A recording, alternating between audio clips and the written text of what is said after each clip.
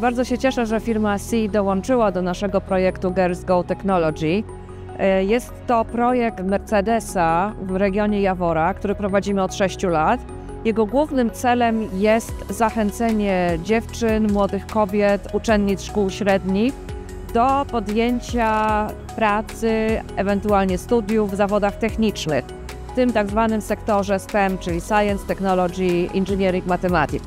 Okazuje się, że młode kobiety, podobnie jak młodzi mężczyźni, mają wszelkie dane ku temu, żeby pracować w sektorach technicznych, ale muszą być trochę ośmielone, więc my pokazujemy im tą drogę i bardzo się cieszę, że w kolejnej edycji, to już 6. edycji, będziemy współpracować z firmą SEE.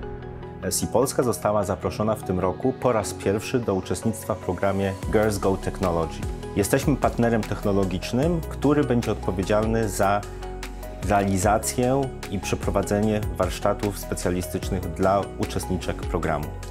Czujemy się niezwykle wyróżnieni tym faktem, gdyż jest to poświadczenie kompetencji i zaufania, które zdobyliśmy we współpracy z Mercedes-Benz Manufacturing Poland przez ostatnie 4 lata.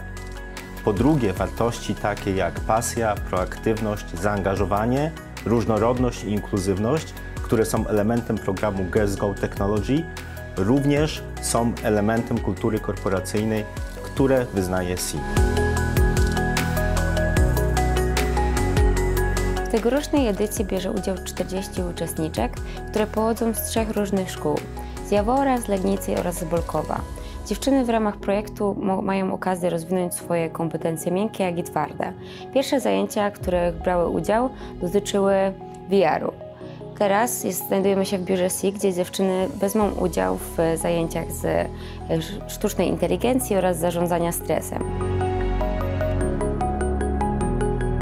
Warsztaty, które mamy dzisiaj przyjemność organizować, są z takich tematów jak stres i sztuczna inteligencja. Zajęcia te będą poprowadzone w formie praktycznej, warsztatowej. Celem tych zajęć jest radzenie sobie ze stresem, techniki relaksacyjne oraz sposoby, jak sztuczna inteligencja może pomóc dziewczętom w przyszłości w poszukiwaniu pracy. Najbardziej mi się podobają praktyczne rzeczy, typu właśnie jak pokazywali nam gogle VR i sztuczną inteligencję i jak mogłyśmy na własne oczy doświadczyć, jak to wygląda. Podoba mi się bardzo szkolenie. Najbardziej podobało mi się informacje o sztucznej inteligencji i sposobie, jak ona działa, jak jest skonstruowana. Osobiście polecam przyjść na takie wykłady i uczestniczyć w takim projekcie, bo można się nauczyć bardzo dużo i dziewczyny, które chcą iść w tym kierunku, naprawdę dużo zdobędą i dużo się nauczą. Myślę, że wszystkie takie programy są bardzo potrzebne, zwłaszcza dla szkół, które są małymi placówkami, takimi jak nasza. W naszej szkole uczniowie pochodzą przede wszystkim z miejscowości wiejskich i dzięki wyjazdom do dużych korporacji poznają właśnie te możliwości, że świat nie zamyka się tylko na naszych malutkich miasteczkach, ale można iść dalej.